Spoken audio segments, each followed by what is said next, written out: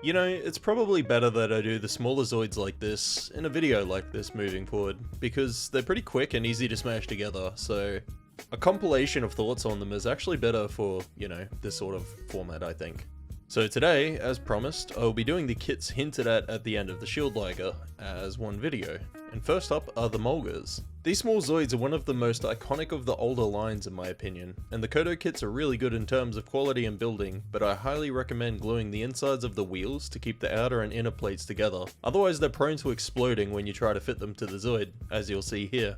If you're a beginner, I'd say they're decent, but the fact is that there's two of them in the same kit, and you could be caught using the wrong parts for the wrong one, so the colours will get mixed up.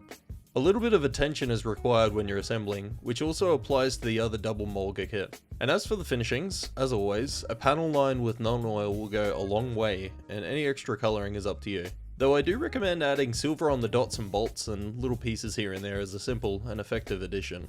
Price wise, I'd say the value is around 80ish Australian dollars for both of the Mulga kits, and for a beginner, again, they're decent. But like all of the kits I'm about to talk about in this video, I think that the Rev and Raven Raptors are the best choice for a beginner to go with. And this is because A, their pricing, B, how well they go together, and C, the parts count not being too high. Moving on to the Godos, which I regard as the sister kit to the Iguan because they share a lot of the same parts and are arguably the derpiest Zoids out there, I'd say. I guess this one serves as more of a nostalgia or callback to the originals in my opinion really, basically because they took one of the earlier models and modernized it as much as they could, and well, it still stands out as classic to me. The kit isn't too tricky for beginners to delve into, and it certainly meets the cost target if you can find it on sale, as previously mentioned in other videos. Just be sure to keep an eye on places like Frontline Hobbies and Hobbyco Sydney here in Australia if you're chasing Zoids. They both frequently have sales on them. It'll set you back about 70 Australian dollars, and that's reasonable, but do note that's the sale price you're looking for. Personally, I didn't need to glue anything really, but it won't hurt as some areas did feel a little bit problematic, so if you're into reposing once they've been put on the shelf, I'd recommend gluing them to make sure that they don't just start falling apart.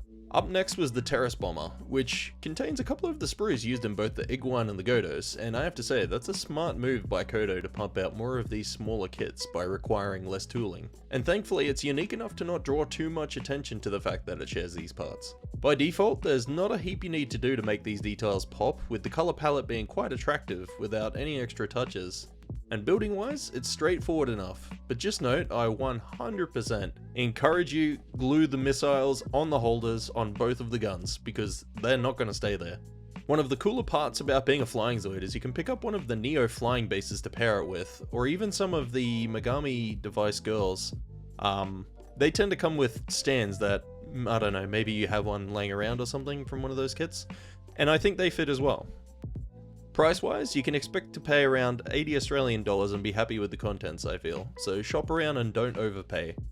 Also do note that the Terrace is actually slated for another rerun, so if it means holding off for them to come back in stock and be worth paying the price, then I'd say patience is the best route. Up last is the Gun Sniper with the W2 unit. And you know, it's been years since I did a Gun Sniper, and I gotta say, they're a very loose fitting model. I had one of the original runs and it needed glue, as this one was also no exception to that.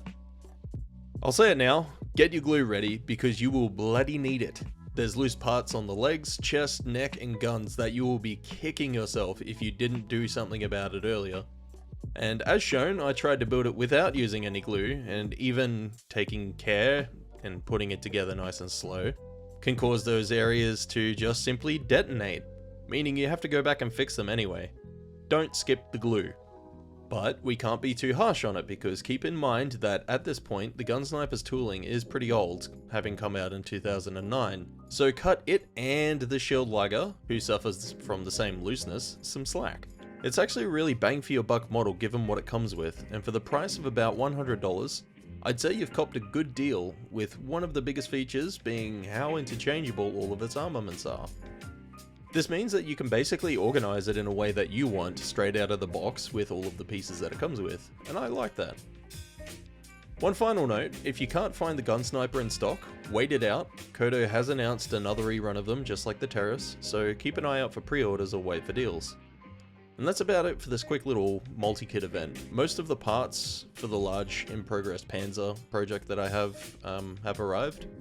Just waiting on a couple more pieces before I continue, so maybe I'll do one larger kit while I wait them out.